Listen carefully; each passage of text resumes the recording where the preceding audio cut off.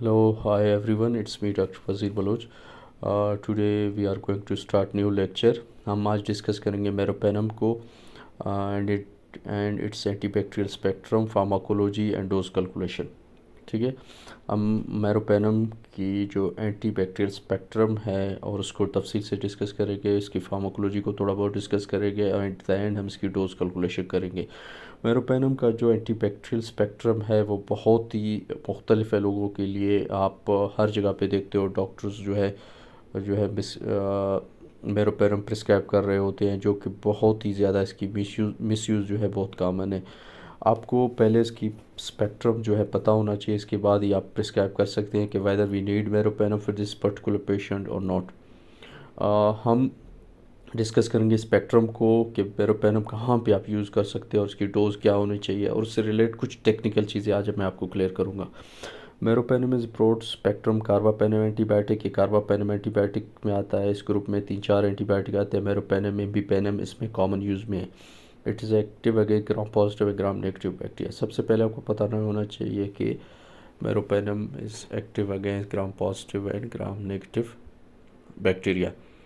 Meropenem exert its action by penetrating bacterial cell. ये penetrate करता है बैक्टीरियल सेल्स में जिस तरह बाकी बीटा लैक्टम एंटीबायोटिक करते हैं. And interfering with the synthesis of vital cell wall component. जो सेल वाल कंपोनेंट होते हैं जिस तरह सेफ्लोस्पोरिन इंटरफेयर करते हैं, ये भी उसी तरह करता है, या पेंसिलिन करते हैं, विच लीड टू सेल. इससे क्या होता है, सेल की डेथ हो जाती है. इन अगस्त 2070 a combination antibacterial therapy under the market name वेबोमेर के नाम से अप्रूव हुआ था for the treatment of adult patient with complicated urinary tract infection. Complicated UTI जो होता है, जो आजकल कॉमन है, उसके लिए यूज़ हुआ था. अब हम डिस्कस करेंगे थोड़ा बहुत मैकेनिज़्म को, केमिकल स्ट्रक्चर को हम थोड़ा बहुत डिस्कस करेंगे. Meropenem is bactericidal except against listeria monocytogenes. Meropenem जो है बैक्टीरिसाइडल है. आपको पता होना चाहिए कि एंटीबायोटिक दो किस्म के होते हैं, या तो बैक्टीरियोस्टेटिक हैं या बैक्टीरिसाइडल है. बैक्टीरियोस्टेटिक वो जो बैक्टीरिया ग्रोथ को रोकते हैं, बैक्टीरियोसाइडल वो हैं जो बैक्टीरिया को डायरेक्टली किल करते हैं. अब मेरोपेनम जो है बैक्टीरिसाइडल है और वो जो है किल करता है सारे उसको बैक्टीरियाज को एक्सेप्ट अगेंस्ट लिस्टेरिया मोनोसाइटोजेंस के, जहाँ पे वो बैक्टीरियोस्टेटिक है. ये एमसीक्यूज है, आपने याद रखना है. It inhibit the bacteria cell wall synthesis like other beta lactam antibiotics. वही चीज़ इंटरफेयर कर रहा है किस चीज़ पे, सिंथेसिस पे, जिस तरह बाकी जो है बीटा लैक्टम करते हैं. In contrast to other beta lactam it's highly resistant to degradation by beta lactamases. अब एक चीज़ यहाँ पे आपने याद रखना है, जो बीटा लैक्टम एंटीबायोटिक्स हैं उनके लिए मसला ये है कि बीटा लैक्टमेसेस एक एंजाइम है जो बैक्टीरिया प्रोड्यूस करता है और वो जाके बीटा लैक्टम रिंग को जो है बीटा लैक्टम एंटीबायोटिक के रिंग को तोड़ देता है और उनको इनफेक्टिव कर देता है. अब जो मेरोपेनम जो है वो रेजिस्टेंट है क्योंकि इसके स्ट्रक्चर में हमने चेंजेस लाए हैं. क्या चेंजेस लाए, अब नेक्स्ट सेंटेंस में देखना. Replace sulphur in penicillin group into carbon. याद रखो, हमने मेरोपेनम कहाँ से हमने बनाया, हमने रिप्लेस किया पेंसिलिन में जो सल्फर ग्रुप है और जो सेफ्लोस्पोरिन में, उसको हमने रिप्लेस किया कार्बन के साथ. जब आपने स्ट्रक्चर ही चेंज की तो बीटा लैक्टमेज इफ़ेक्टिव ही नहीं है इसके ऊपर, इसलिए वो बैक्टीरियल जो इंजाइम है जो ड्रग रेजिस्टेंट की रेजिस्टेंट है उससे वो ये रेजिस्टेंट है और इसको इफ़ेक्ट नहीं करते. अच्छा, resistant to B lactamase highly potent, यानी ये कम्प्लीटली बीटा लैक्टमेज जो इंजाइम है उसके अगेंस्ट रेजिस्टेंट है. अच्छा, एक और चीज़ याद रखो, क्योंकि लोग अक्सर इसको मेनिंजाइटिस में यूज़ कर रहे होते हैं. अगर आपका पेशेंट है एपिलेप्सी का तो आप कोशिश करें मेरोपेनम यूज़ नहीं करें.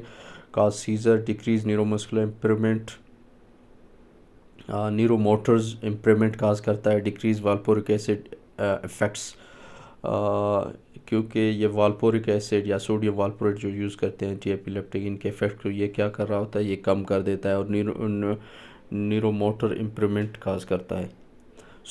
एक और चीज़ मोस्ट इम्पोर्टेंट पॉइंट आपने याद रखा है, super infection due to effects on gut normal flora. अब मेरोपेनम जो है हाईली जो है पोटेंट है. अगर आप इसको यूज़ कर रहे हो तो ये गट में जो ना आपके नॉर्मल फ्लोरा होता है उसको जो है ये इफेक्ट करता है. उनको जो नॉर्मल फ्लोरा आपके लाजमी है वो किल हो जाती है. और उसके साथ जो है दूसरे जो जो माइक्रोफ्लोरा हैं दूसरे सॉरी जो हैज़र्ड बैक्टीरिया वो ग्रोथ करने लगते हैं, like Clostridium difficile growth and cause pseudomembranous colitis. अब इससे क्या होगी कि जो क्लोस्ट्रीडियम डिफिसिली की ग्रोथ इंक्रीज़ हो जाती है, जो कि एट द एंड जाके स्यूडो मेम्ब्रेनस कोलाइटिस काज करता है, और जिसकी वजह से डायरिया, इन्फ्लेमेशन, रेनल डायरिया और इन्फ्लेमेशन स्टार्ट होता है इस पेशेंट में। सूडो मेम्ब्रेन कोलाइटिस को हम डिस्कस नहीं करेंगे यहाँ, क्योंकि ये एक अलग टॉपिक है, जिसमें एक मेम्ब्रेन एक सेक लाइक स्ट्रक्चर बन जाता है आपकी जीआईटी में, और आप हमेशा डायरिया में रहते हो और इन्फ्लेमेशन में रहते हो। और इसके साथ एक और चीज़ आपने याद रखना है, cause renal improvement in large doses. अगर आप लार्ज डोजेस देते हो तो ये क्या करता है, ये रेनल इम्प्रूवमेंट काज करता है। फार्माकोडायनामिक्स में मज़ीद हम इसकी स्पेक्ट्रम को डिस्कस करेंगे, जो मोस्ट इंपॉर्टेंट है। Meropenem broad spectrum. Carbapenem antibiotic, मैंने बताया कार्बापेनम क्यों है, क्योंकि हमने उसकी जो रिंग है उसमें कार्बन ऐड की है। अच्छा, it is active against gram positive and gram negative bacteria. ये दोनों के अगेंस्ट काम करता है। Meropenem exert it's action by penetrating bacterial cell are readily and interfering with the synthesis of vital cell components which lead to cell death। ये तो mechanism है, हम आगे पहले भी डिस्कस कर चुके हैं कि ये दूसरे बीटा लैक्टिव एंटीबायोटिक्स की तरह काम करता है। The bactericidal activity of meropenem result from the inhibition of cell wall synthesis. अब मैंने बैक्टीरोस्टैटिक भी आपको बताया, बैक्टीरोसाइडल भी बताया, तो ये बैक्टीरोसाइडल है, क्या कर रहा है, डायरेक्टली सेल वॉल को सिंथेसिस को इनिबिट कर रहा है, जिसकी वजह से अल्टीमेटली बैक्टीरिया की डेथ हो रही है, चाहे वो ग्राम पॉजिटिव हो ग्राम नेगेटिव हो। अच्छा, नेक्स्ट है meropenem readily penetrate the cell wall of most gram positive and gram negative bacteria. ठीक है, ये बहुत आसानी से ग्राम पॉजिटिव और ग्राम नेगेटिव बैक्टीरिया के सेल वॉल में पेनिट्रेट कर जाता है, और वहाँ पेनिट्रेट करने के बाद मोस्ट इम्पोर्टेंट एक पॉइंट है आपके लिए, to reach penicillin binding proteins, जिनको पेंसिलिन बाइंडिंग प्रोटीन्स कहते हैं, पीबीपी टारगेट्स हैं। ये प्रोटीन्स हैं जिनको दूसरे जो बीटा लैक्टम टारगेट करते हैं, तो मेरोपेनम या कार्बापेनम भी इसी प्रोटीन्स को टारगेट करते हैं। Its strongest affinities are toward penicillin binding protein 2, penicillin binding 3 and penicillin binding 4 of Escherichia coli and other Pseudomonas aeruginosa। एक चीज़ आपके लिए कि ये कुछ जेनेटिक मैकअप को उसने डिस्कस किया है कि पेंसिलिन बाइंडिंग प्रोटीन मुख्तलिफ किस्म के होते हैं, और जो मेरोपेनम की एफिनिटी है वो पेंसिलिन बाइंडिंग प्रोटीन 2, 3 और 4 की तरफ बहुत ज़्यादा है। और इसके अलावा Pseudomonas aeruginosa and penicillin binding protein 1, 2 and 4 of Streptococcus aureus. अब ये specialised protein binding penicillin binding proteins होते हैं, जिनको जो है मेरोपेनम क्या करता है, टारगेट करता है। ठीक है, तो पेंसिलिन बाइंडिंग प्रोटीन्स का काम ये है कि जो सेल वॉल की सिंथेसिस में हेल्प कर रहे होते हैं। अच्छा, अब स्पेक्ट्रम को थोड़ा और हम डिस्कस करेंगे कि क्या क्या चीज़ें, क्या क्या कवरेज है जो मोस्ट इम्पोर्टेंट है मेरे लिए आपको क्लियर करना। पहले नंबर पे complicated skin and skin structure infection. ठीक है, तो मेरोपेनम जो है due to Streptococcus aureus beta lactamases and non beta lactamases producing methicillin susceptibles isolates के अगेंस्ट ये बहुत ज़बरदस्त इफ़ेक्ट रखता है। ठीक है, जो कि स्किन में कॉमन इन्फेक्शन काज कर रहे होते हैं। इसके अलावा स्ट्रेप्टोकोकस पायोजेंस के अगेंस्ट ये काम करता है। ठीक है, विराडियन ग्रुप के अगेंस्ट ये काम करता है, इसकी स्पेक्ट्रम बहुत ज़बरदस्त है, जो कि स्किन में इन्फेक्शन काज करते हैं। इसके बाद स्ट्रेप्टोकोकाई के अगेंस्ट ये काम करता है। एंटेरोकोकस फेशियलिस के अगेंस्ट, जो कि विंकोमाइसिन रेजिस्टेंट आइसोलेट्स होते हैं, कुछ टाइप्स होते हैं एंटेरोकोकस के जो कि विंकोमाइसिन से भी रेजिस्टेंट हैं, उनके अगेंस्ट ये बहुत ज़बरदस्त काम कर रहा होता है। सूडोमोनास एरुजिनोसा बहुत इंपॉर्टेंट, आपको पता होना चाहिए कि सूडोमोनास एरुजिनोसा के अगेंस्ट ये काम करता है। एस्चेरिचिया कोलाई और बैक्टीरियाज जो रॉड्स होते हैं, फ्रिजिलिस एंड पेप्टोस्ट्रेप्टोकोकस स्पीशीज़ के अगेंस्ट भी ये काम करता है। अब सेकंड नंबर पे कॉम्प्लिकेटेड अपेंडिसाइटिस एंड पेरिटोनाइटिस। ठीक है, अपेंडिसाइटिस और पेरिटोनाइटिस उस केस में अगर वो कॉम्प्लिकेटेड है, रेजिस्टेंट है, तो आप मेरोपेनम पे जा सकते हो। Cause by viridans group streptococci, Escherichia coli, Klebsiella pneumoniae जो काज कर रहे होते हैं। इसके अलावा स्यूडोमोनास एरिजिनोसा के अगेंस्ट, बैक्टीरियोइड फ्रिजिलिस के अगेंस्ट, ठीक है। Also unit treatment of bacterial meningitis. याद रखो मेनिंजाइटिस में मोस्ट इफेक्टिव एंटीबायोटिक है हमारे सेफ्ट्रैक्सोन के साथ, मतलब सेफ्ट्रैक्सोन के बाद मोस्ट इफेक्टिव जो है वो है मेरोपेनम। बल्कि आप कह सकते हो कि उससे भी जो है स्पेक्ट्रम इसका ज़्यादा है। स्ट्रेप्टोकोकस नमूनिया जो कि मेनिंजाइटिस काज कर रहा होता है, Haemophilus influenzae, beta lactamase and non beta lactamase producing isolates and Neisseria meningitidis, जो कि ये सारे टाइप्स हैं जो कि मेनिंजाइटिस काज कर रहे हैं। तो और उनके अगेंस्ट जो है मेरोपेनम बहुत अच्छी तरह काम करता है। लेकिन अगर आप सेफ्लोस्पोरिन से कंपेयर करते हो सेफ्ट्रैक्सोन से, तो इसका मसला ये है कि अगर आप उसमें यूज़ करते हो मेनिंजाइटिस में, तो चांसेस होते हैं कि वहाँ पे ये सीज़र काज कर सकता है। पहले हम डिस्कस कर चुके हैं। तो आप इस चीज़ को डॉक्टर्स, नर्सेज और जो हैं फार्मासिस्ट, इनको पता होना चाहिए कि अगर आपका पेशेंट है मेनिंजाइटिस विद एपिलेप्सी, तो आपके लिए बहुत मुश्किलात हो सकता है। आपको पहले से पता होना चाहिए। Complicated intra-abdominal infection indicated as a single agent therapy for treatment of complicated appendicitis and peritonitis caused by Viridian group Streptococci Escherichia coli। अब जो विराडियन ग्रुप है बैक्टीरिया का या स्ट्रेप्टोकोकाई हैं, ये काज करते हैं कम्प्लिकेटेड इंट्रा-एब्डोमिनल इन्फेक्शंस जो कॉमन हैं। तो उनके अगेंस्ट ये बहुत ज़बरदस्त इफेक्ट दे देता है। कल्बिसीला नमूनिया बच्चों में, और सूडोमोनास एरिजिनोसा, बैक्टीरियोइड्स फ्रिजिलिस, और जो हैं आपके पेप्स स्ट्रेप्टोकोकस स्पीशीज़ के अगेंस्ट ये जो बहुत ज़बरदस्त इफेक्ट दे देता है। अब जो ये तो हो गया स्पेक्ट्रम, बहुत सारी चीज़ें हैं डिस्कस करना, लेकिन क्योंकि हमारे पास टाइम और वीडियो उसमें हम थोड़ा शॉर्ट करते हैं। अब आ जाते हैं थोड़ा डोजेज गाइड डॉक्टर्स के लिए, फार्मासिस्ट के लिए, नर्सेस के लिए। आप इसको आम तौर पर मेरोपेनम कम TDS यूज़ करते हैं, आपको पता होना चाहिए। 1 ग्राम 8 आर्ली, मतलब हर एक अडल्ट के लिए जो डोज़ है वो 1 ग्राम TDS में जाता है।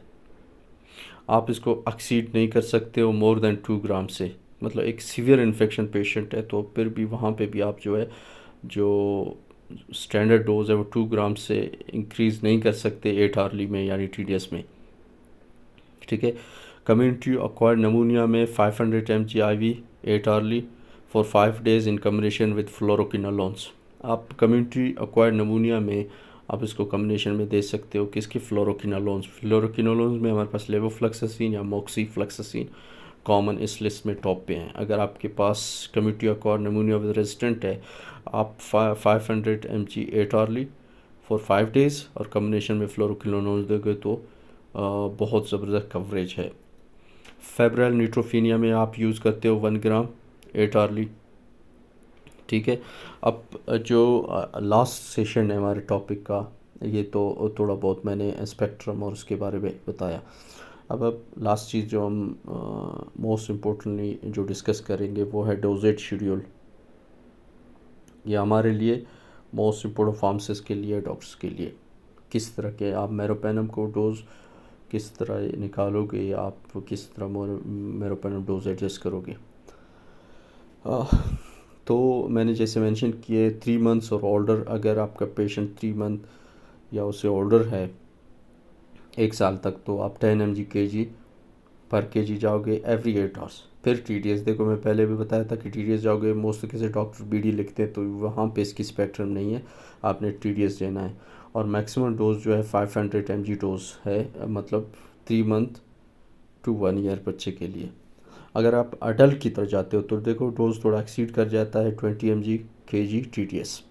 आप 20 mg/kg के हिसाब से अपना डोज बनाओगे, TDS में जाएगा। इन मेनिंजाइटिस जिसमें सेफ्ट्रैक्सोन का डोज एक्सीड करते हैं तो यहाँ पे हम 40 mg/kg के हिसाब से भी जा सकते हैं, ठीक है। कॉम्प्लिकेटेड इन्फेक्शंस में ड्यू टू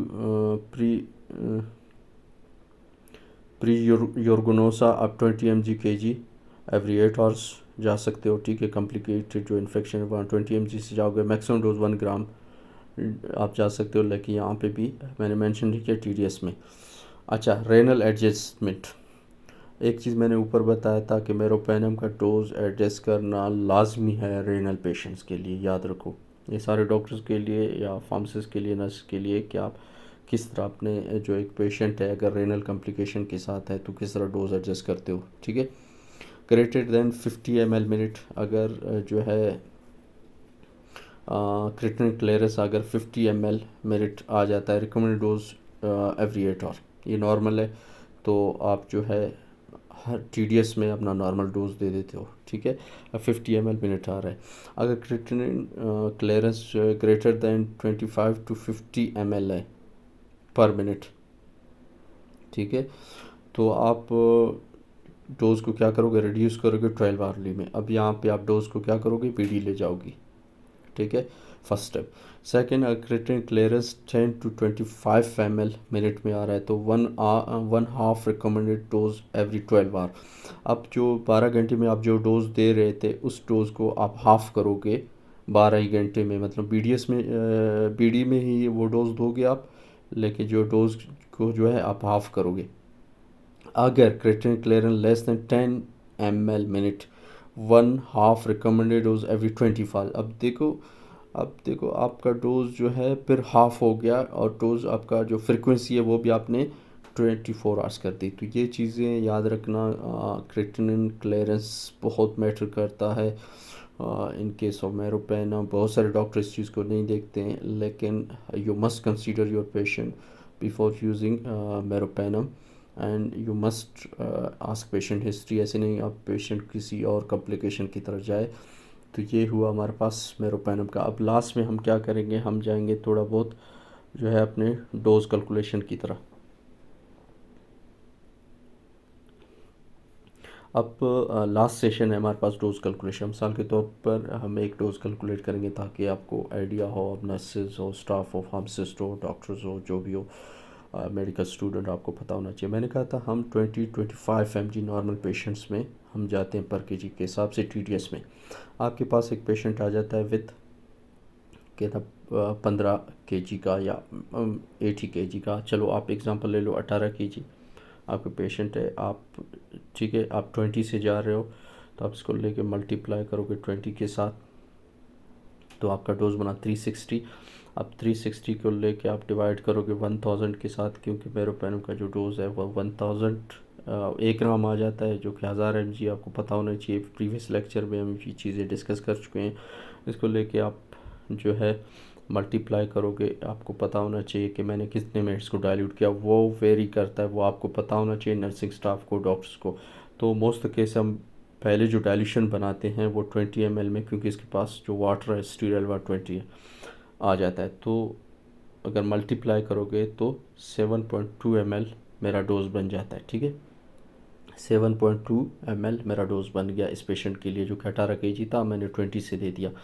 अब मोस्ट केसेस जो है डॉक्टर्स या स्टाफ क्या करते हैं, एक बहुत बड़ा मिस्टेक जो यहाँ पे ये करते हैं कि वो डोज को स्ट्रेट क्या करते हैं, फर्दर डाइल्यूशन में नहीं लाते। आपको पता होना चाहिए विंको हो या मेरोपेनम हो, आपको फर्दर डाइल्यूशन लाजमी है विद नॉर्मल सलाइन या डेक्सोसलाइन, whatsoever you have, you must dilute it and must be infused within 30 to 40 minutes। आप क्या करोगे, जो 7 ml आपका डोज बना 7.22 ml, आप इसको लेके 50 ml नॉर्मल सलाइन में, 100 ml नॉर्मल सलाइन में, या 100 या 50 ml डेक्सोसलाइन में, या इवन डेक्सट्रोज में 5% डेक्सट्रो में आप डाइल्यूट करोगे और अपने पेशेंट को इन्फ्यूज़ करोगे। तो इस तरह मेरोपेनम के जो हैज़र्ड्स इफेक्ट है कम हो जाते हैं, और बहुत सारे पेशेंट जो वोमिट कर जाते हैं स्ट्रेट डोज से तो वो भी इफ़ेक्ट कम आने लगती है और डायरेक्टली वो ब्रेन में पेनिट्रेट भी नहीं करता, जिसकी वजह से सीज़र और फिट्स जो हैं वो कम हो जाते हैं। तो ये था हमारे पास हमारा ड्रग मेरोपेनम। मैंने कोशिश की सारी चीज़ें बताने की, बुलेट पॉइंट्स। तो काइंडली इसको शेयर करें जितने मेडिकल स्टूडेंट्स हैं, नर्सिंग स्टाफ हैं, फार्मासिस्ट हैं, ताकि लोग इससे ज़्यादा से ज़्यादा फ़ायदा उठाएं। और हमें दुआओं में याद रखें। आप इसको शेयर करें, आप चैनल को सब्सक्राइब करें ताकि नेक्स्ट आने वाले लेक्चर्स को आप दे सकें। नेक्स्ट हम एक और लेक्चर बनाएंगे इंशाल्लाह विद इन 2 वीक्स विंकोमाइसिन पे, और मैं बताऊंगा कि विंकोमाइसिन को किस तरह डोज एडजस्ट किया जाता है और स्पेक्ट्रम क्या है और उसको किस तरह यूज़ किया जाए। उस टाइम तक के लिए अल्लाह हाफ़िज़, थैंक यू एंड अल्लाह हाफ़िज़।